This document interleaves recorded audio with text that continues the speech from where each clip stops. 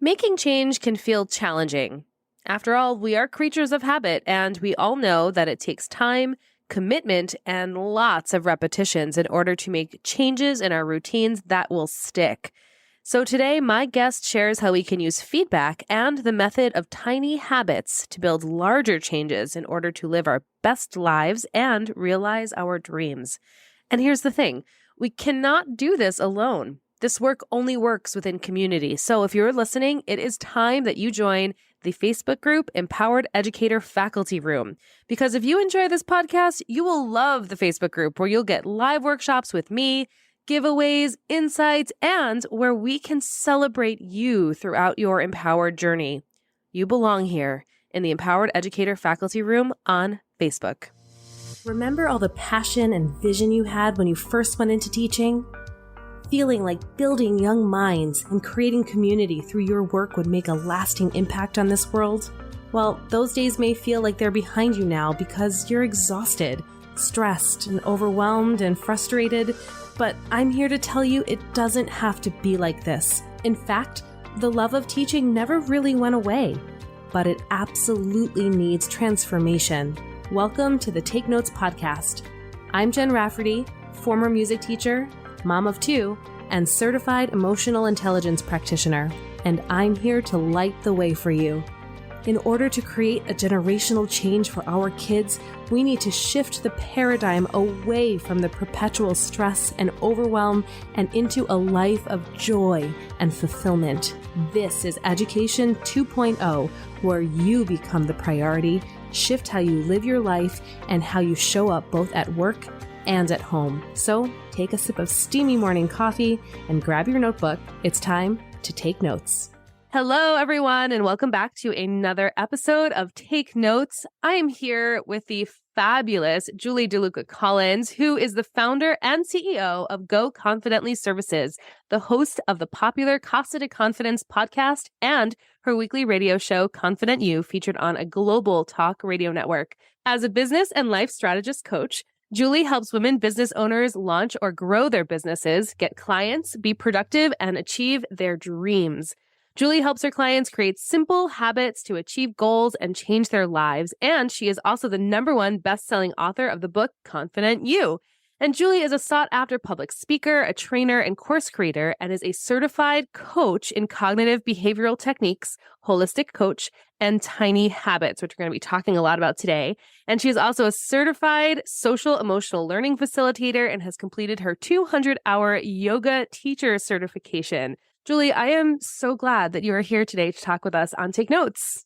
I am excited to be here, Jen. I loved having you on my show. I loved having you as part of my universe, and I can't wait to talk and dive deep into everything, all the things. All the things. Yeah, let's start. I would love to know more about how you got here. I mean, I am familiar a little bit with your journey. I know we overlap in our fields of education, but I would love for you to tell our listeners, how did you get from where you were to where you are now?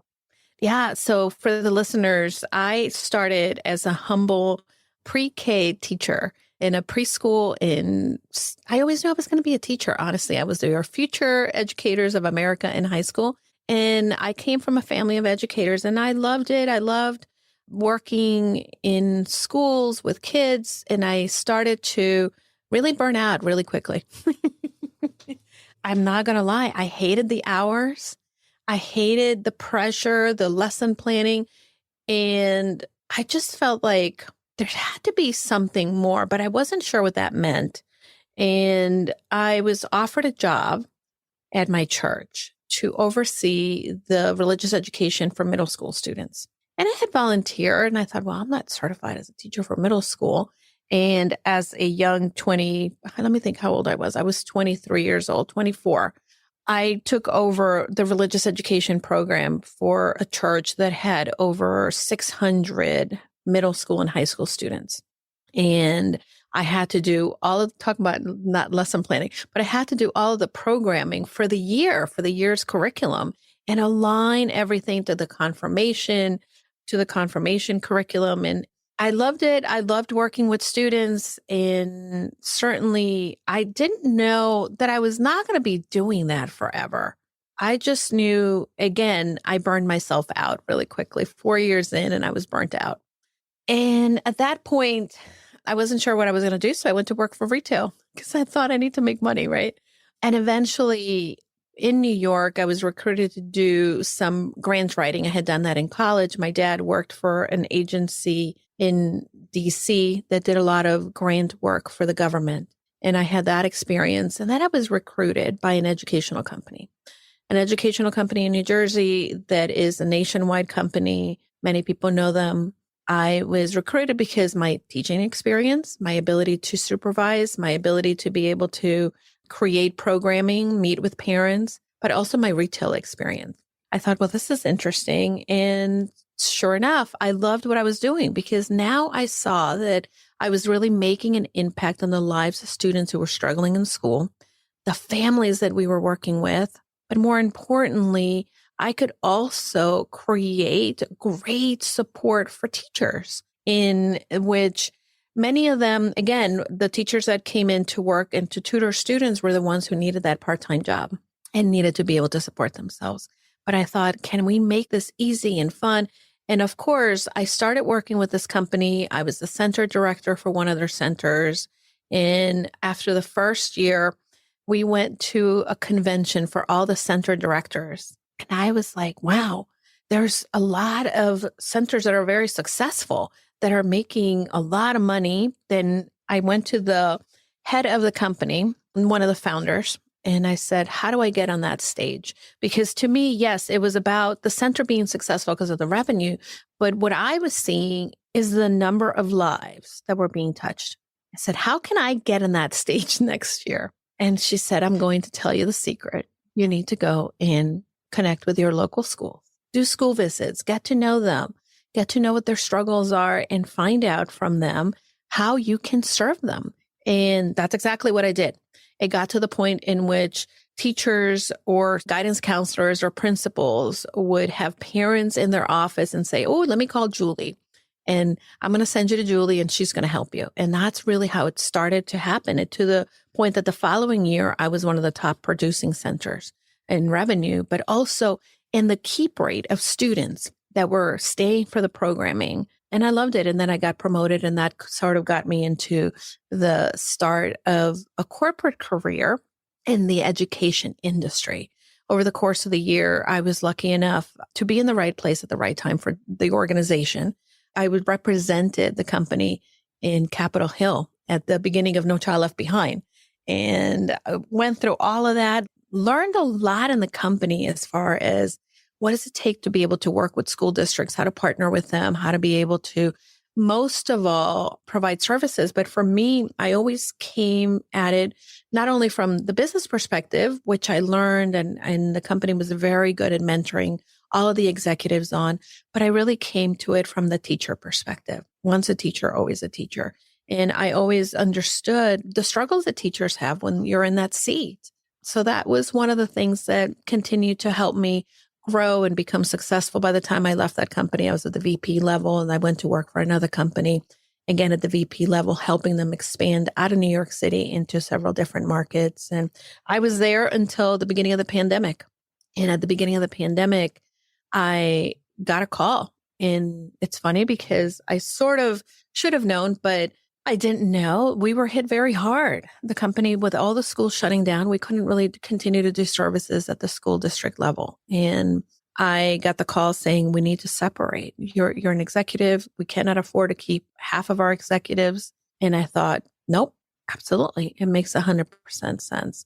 And I had already been doing some work on my own. I went through a coaching certification for holistic coaching, mainly because for myself, I also had been working at several colleges and universities here as a volunteer in a leadership mentoring program that we had, and it's still going strong. So certainly I knew that I wanted to be more in the space of mentoring and coaching individuals, being able to provide them with a support system that they needed. And that's how I got here. So 3 years in, almost 3 years in, I have great business, but most importantly, I am helping women really grow and launch their dream, their business, whatever it is that it might be. Because When I was in corporate, everybody would say, "Oh my God, you're getting another promotion. You're so good. You're so confident." And I would say, "Mm, no, not really. I don't always have it together." And I wanted people to know and normalize for others that it's not about being perfect. It's not about having it together. It's not about everything that you're doing, but it's about the showing up even when you don't feel like it. It's about surrounding yourself with the right resources, the right support, and also being willing to be in that level of discomfort just for a little bit, because then that's when really you start to grow and you really start to, again, assess yourself and say, "Oh, how can I do that better?" Or just like we do with our kids, right? That feedback model is so important, and giving that feedback model for ourselves is key. So that's why I'm doing what I'm doing. And I love it. I love the opportunity to be able to serve others who have a dream in their heart for whatever it might be, but don't have the know-how when it comes to business, the nitty-gritty of business, don't have the confidence. And I can share my confidence with them until they start to see their own gifts and start to see how they can start to grow, only if they take that chance in themselves. So small answer, long answer, but that's it, right? Yeah, thank you so much for sharing your story. And, I think the thing that struck me is at the end, you said, how do we show up and do the things that make us uncomfortable? Because that's truly where your dreams are. It's going to be uncomfortable because they're not here yet. Yeah, So anytime absolutely. we go for something that we don't have evidence of being safe, it is going to feel uncomfortable. And I think there is this idea, especially now with social media, right? We all Mhm. tend to posture as having it together, and we Mm, posture as having a certain kind of a lifestyle. And some of that, I think, is this idea that everyone has it all together all the time.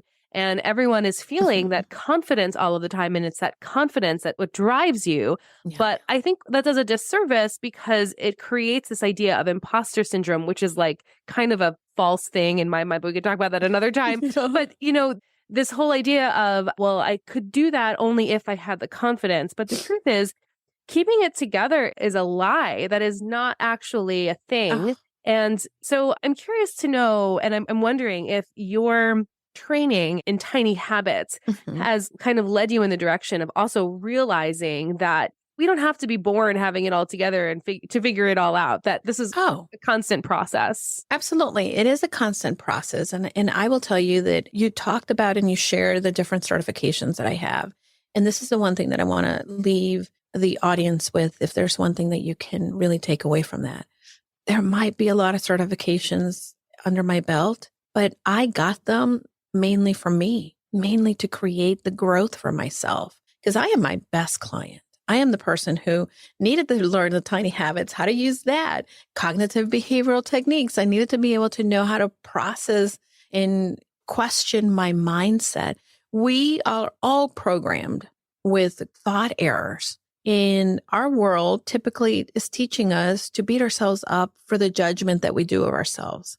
We are always so prone to think that we're broken, but the reality is that we're not. We're not. And all it takes is doing the work. When I started Tiny Habits specifically, that's one of the things that it's the secret, right? To me becoming more confident, because yes, I don't always have it together. I don't always feel confident, but I am an extrovert. I am your typical firstborn leader in my family. So I do have a level of confidence. And when I create evidence that, hey, I did that, then it gives me the ability to keep programming myself to continue to do it and become an automation, as opposed to not seeing the evidence that I did it and then beating myself up for not doing it. I'll give you an example.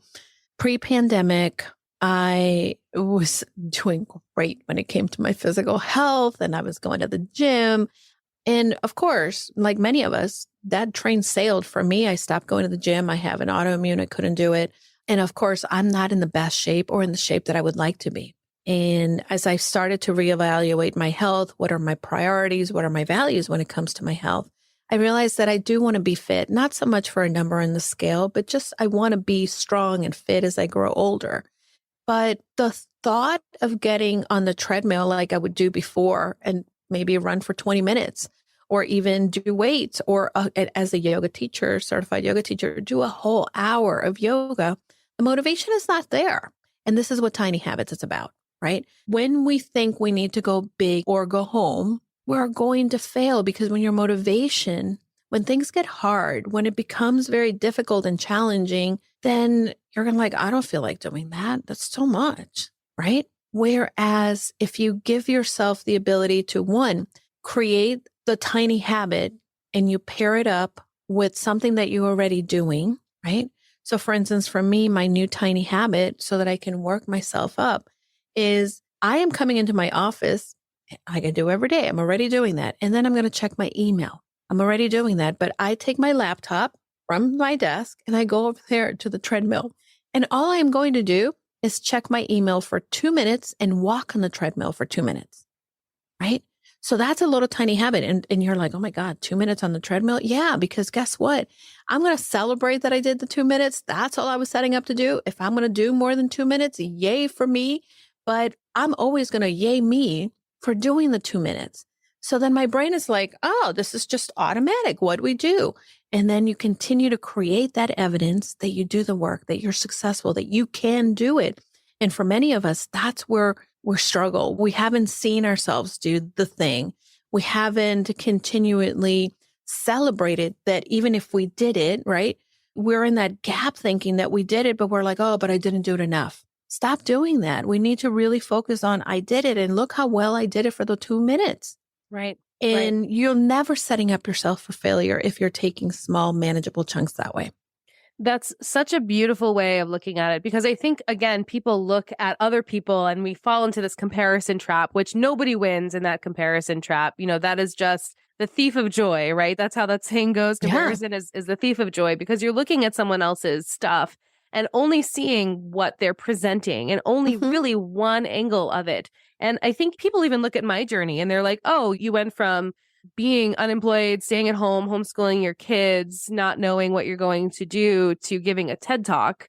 Okay, well, it's really easy for you to see those two things. Right. But truthfully, if you were to use a microscope, there were thousands of microscopic choices that I had to make along the way. And if I wasn't able to make those choices and celebrate those wins, there's no way that I would be able to get to where I am today. So it's this idea, like you said, of go big or go home isn't really serving us. It's actually setting ourselves up for failure. Yeah, 100%. And by the way, the thing that we don't realize is that expert level requires 10,000 hours or more of practice. And this is the thing that we think that in between you being a stay-at-home mom homeschooling and where you are now, you have been putting in your hours. You've been struggling through the things that you didn't know, but you figure them out. Why? Because you kept showing up. And my favorite saying that I tell people all the time, and it really needs to go on a t-shirt, is consistent action gets you traction. Ooh, I like that. Consistency of showing up, even when we don't feel like it. But if you make it tiny, it's easy to show up. Because you're not like my water. I drink water because my action is not that I'm going to drink a gallon of water daily. My action is I'm going to let my dogs out, existing action, and I'm going to pair it up with my new habit, or my habit of I'm going to fill my water bottle. And then I'm going to cheer myself on for getting my water bottle filled. And then when I start to drink it, every time I go to the bathroom, I celebrate, like, yay, I went to the bathroom, and I refill my water, right? Yes. And I keep drinking, and it creates this momentum. And the days that I drink all my water, great. On the days that I don't, I never failed. Right. But I can go back and say, oh, how come I didn't drink my water today? Let's be curious about that. Because that curiosity is the curiosity that allows you to course correct. Yes. And it's creating that positive feedback loop for ourselves. We're wired for negative feedback loops. That's just how our brain is working. Yeah. So we have to work extra hard to create a positive feedback loop.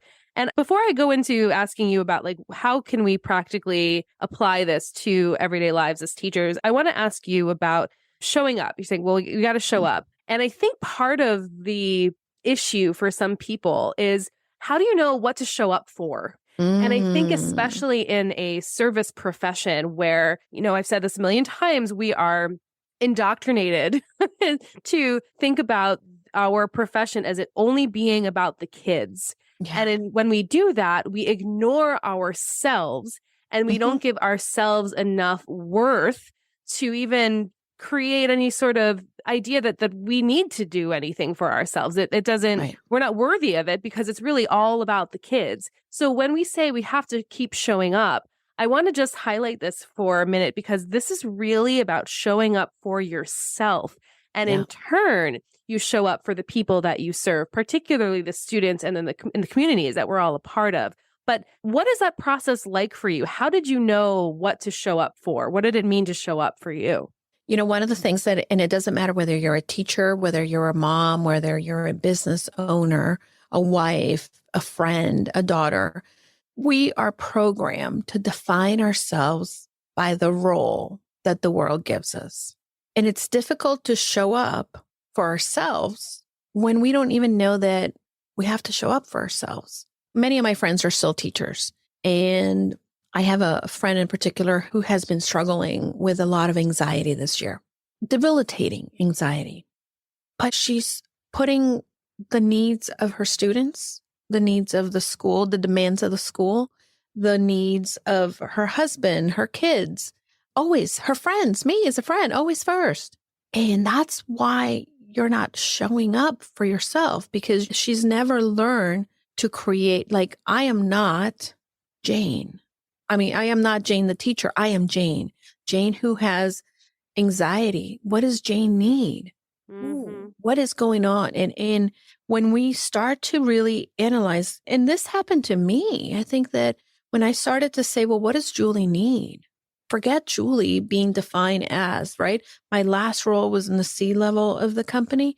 And there was a level in which I still define myself by the role, but we have to separate ourselves from the roles so that we can clearly see, hey, the teacher needs to give, the mom needs to mother, the wife needs to wife. But if I am a woman who is feeling tired and anxious, then what do I need to give to that person? What does that person need? Because we can identify everybody else's needs so quickly, and we do it under the hat of the role that we are wearing. But if we take that hat off and really focus on, wow, you know what? I need rest. It happened to me yesterday. I had a big event Saturday, as you know, and Friday, high achiever, wanted to have everything perfect and didn't sleep very well. Then, of course, we went to dinner later on. So Sunday, I said, I'm not doing anything except sleeping, reading, sleeping, and having a glass of wine. And I'm going to just recharge. But sometimes we forget to do that. Yeah. You know, as you're saying all of these things, it reminds me of this just very interesting time in my life. After the divorce and before where I am now, I was dating for a little while. And what was so interesting about that for me was I was just Jen, that the people that I would go out with didn't know me from anybody. I wasn't Jen the teacher. I wasn't Jen the mom. I wasn't Jen who had this background, who was from this place, who, and I could just be who I was. And it really, it wasn't, that was, first of all, I think my favorite part about that experience, because, sometimes dating can be a little bit wonky and weird. But for me, I loved it because I felt as if I was being reflected by somebody else in a way that I wasn't used to because I was so connected to my identities. Right. And I'm so glad you said this in a different way because I haven't been able to really articulate it the way that you just did so well, besides sharing my dating stories, which we won't get into in this podcast. But that is something that is so important. And if you are able to find a way to really go inside and remove all of the hats that we've not only chosen, but then have also been given to us, and really sit and ask yourself with a mirror for yourself, who am I? What do I need? That really will allow you to go in the direction of, well, where do I now need to show up? Yeah. The other thing too, as you're speaking, and this is something that when I would go into schools and I would train administrators or teachers on social emotional learning skills, right?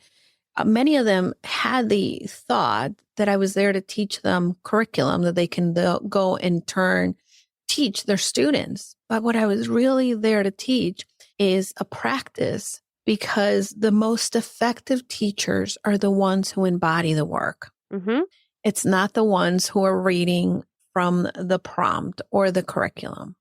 And if you are not embodying the work, then you're not modeling the behavior. Yes. And at the end of the day, it's what happens in our life. We have to embody. And really, this is the other thing that I love about tiny habits. Tiny habits allows you to do what you already want to do. The desire that you have is there. You just don't know the way to get there, but it allows you to create the identity. So for instance, for me, getting on the treadmill for 2 minutes is not that I am going to work out. It's becoming that person, that 2.0 version of me. And this is where if we start to practice, then we are becoming that person. Yes. So can you walk us through an example that might be relevant to someone who's teaching right now? I really want to be able to have more me time. That's something that I hear a lot is, I'm so stressed. I'm giving all of my time and energy and attention to everybody else. And they're just like craving me time. And a big part of that is I'm afraid to let anything go because if I don't pick this up, who's going to do this? So this is a very common scenario. Can you speak towards this about how can Sure. we use this practice of tiny habits to maybe move the needle forward? Yeah, so I'm going to teach you the framework. So Dr. Fogg, who is the founder of the behavioral lab at Stanford, who wrote the book Tiny Habits, and that's who I got certified through. One of the things that he has found in all his years of research is that in order for you to create a behavior, there's 3 things that need to be present: the motivation, the ability, and a prompt. So for the person that says, hey, I'm really stressed, I want to get more me time, right? That's the behavior that you want. One, obviously, you need to have the motivation, which we talk about. It's not always present, right? If something is very hard, specifically, you're not going to be motivated to do it. And if you haven't been doing it, your brain is going to say, oh my God, it's so hard. You're never going to get time. You're going to have to figure it out, right? So you can't rely on motivation. So then that means that you have to find the ability to do it and a prompt to do it. The first thing that I will say is look at your behavior already. Look at the things that you're already doing. So take, for instance, my habit of wanting to drink water, right? Or wanting to be the person that's hydrated, right? If I said I'm going to drink that gallon of water, of course, motivation goes away because like, oh my God, it's so hard. When am I going to drink that water? But I had to find the ability. So when am I going to be able to, right? Break it down into the smallest piece. I need to have the water bottle filled. When am I going to do it, right? And I needed to be able to find the opportunity to fill my water bottle. So yes, I need to come to the kitchen. There's so many times, especially in my house, you have to go through the kitchen to come in, go out, come into the office, etc. But I needed to have existing behavior that was already automated, something that I was already doing daily that I did. One of the behaviors is I let my dogs out every morning because if I don't, I'm in trouble, right? Mm-hmm. So that's something that's always going to happen.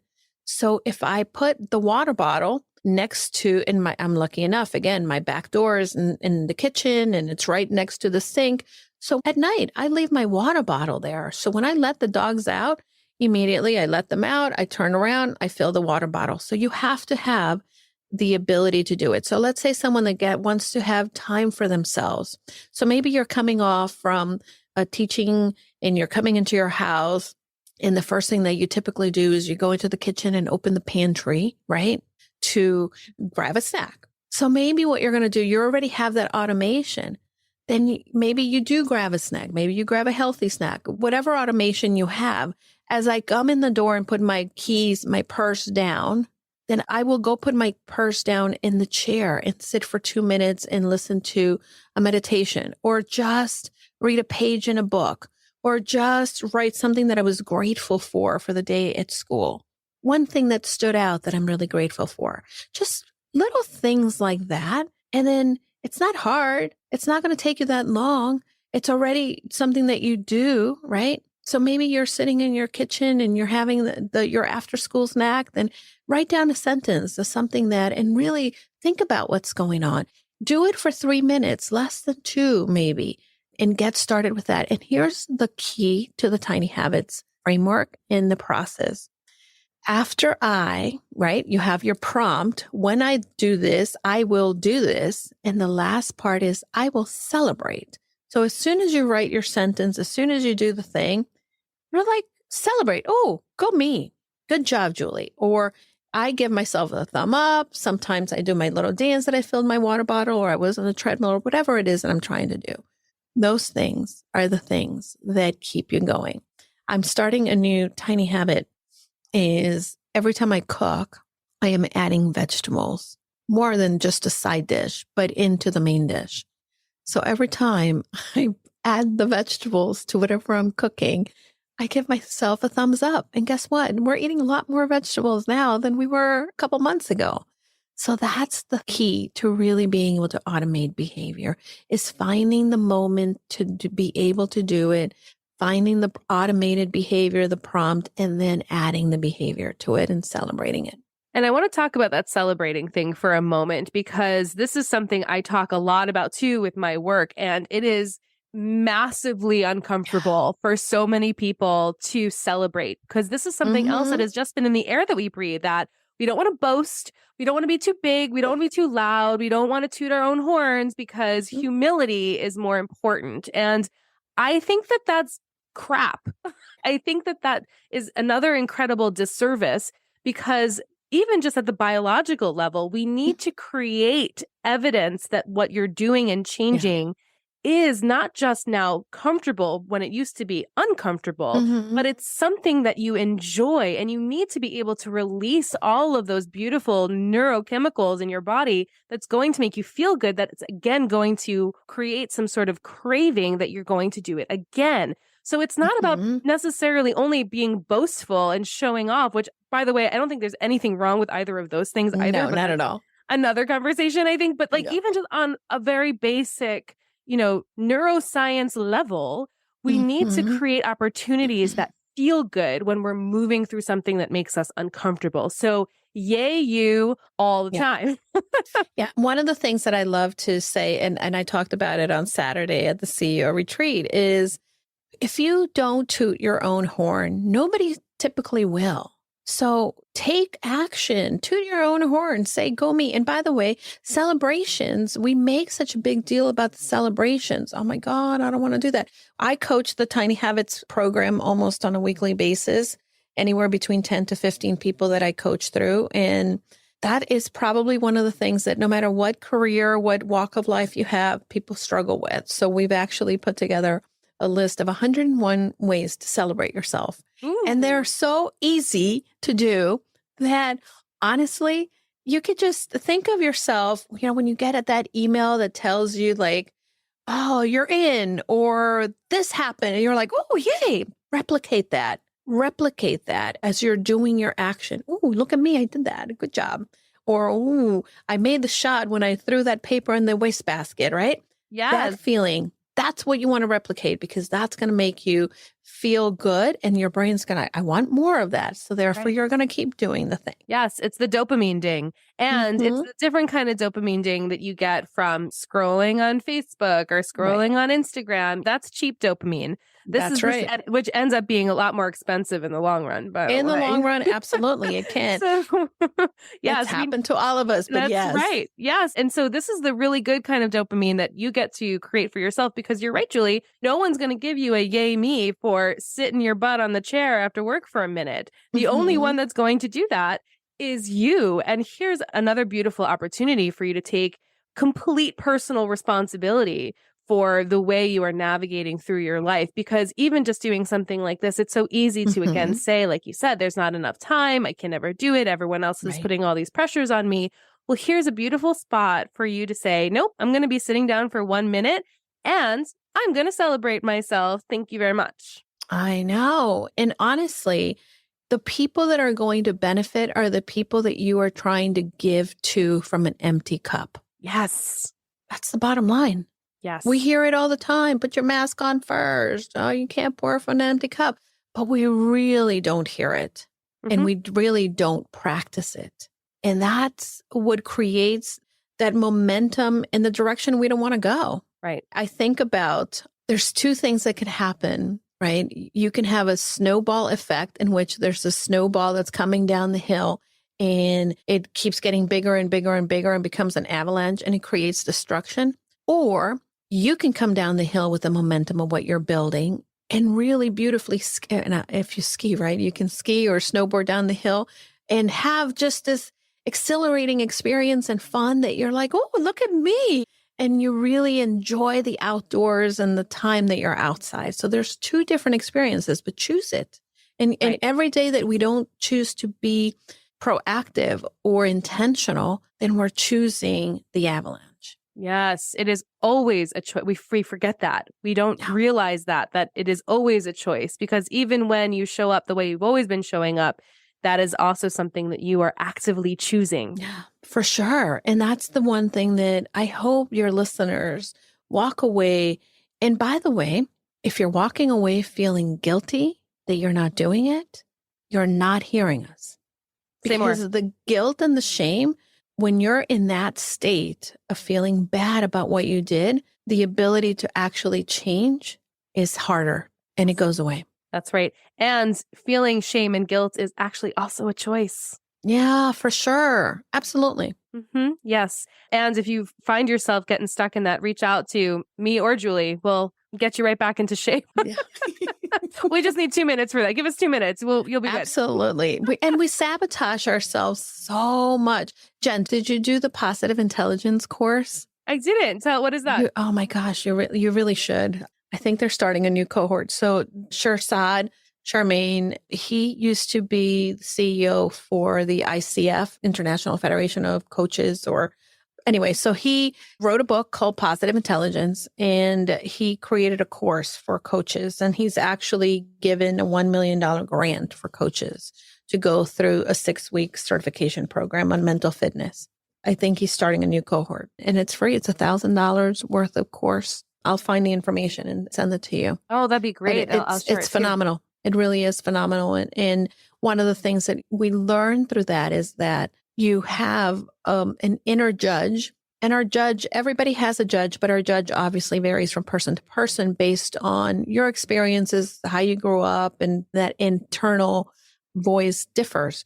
However, we have these cast of characters that are supporting actors to the judge, and they're the saboteurs. And depending on who you are, you may have different saboteurs. My saboteurs tend to be the controlling saboteur, the high achieving saboteur, the one that says, oh, it's not perfect, you can't do it, right? Mm-hmm. The other saboteur that really trips me up is my restless saboteur, the one that says, oh my God, it's going to take too long. Go to the next thing, go to the next shiny object.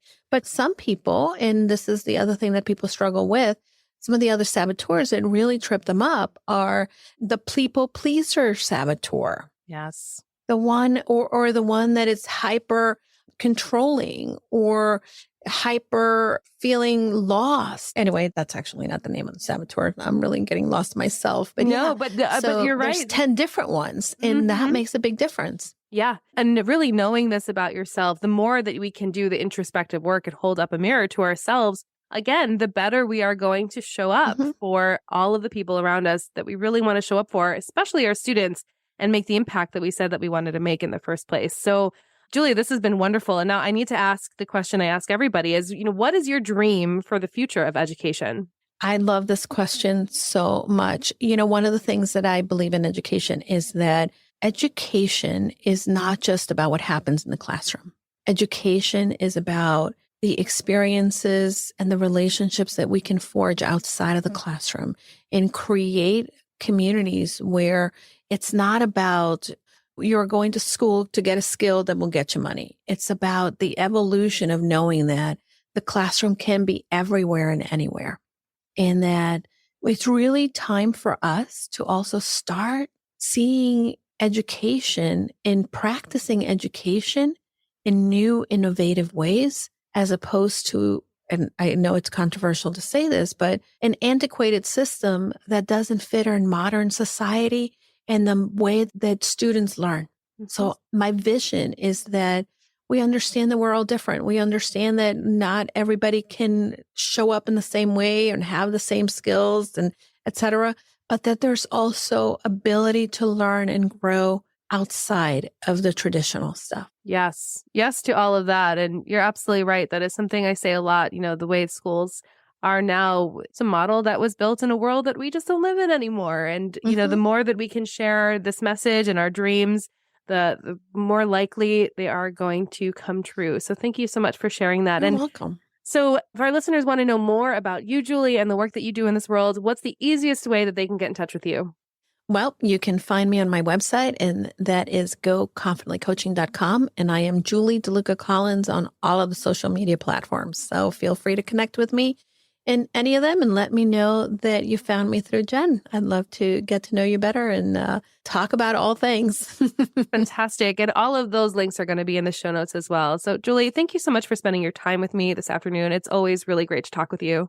It's always so fun to chat with you, Jen. Continue doing what you're doing, and don't forget, go confidently in the direction of your dreams. Thank you. Same to you, and same to all of our listeners. Thank you so much for joining us in our conversation today. Don't forget to like this episode and subscribe to Take Notes, and we'll see you next time on the Take Notes podcast. Incredible, right? Together, we can revolutionize the face of education. It's all possible, and it's all here for you right now. Let's keep the conversation going at Empowered Educator Faculty Room on Facebook.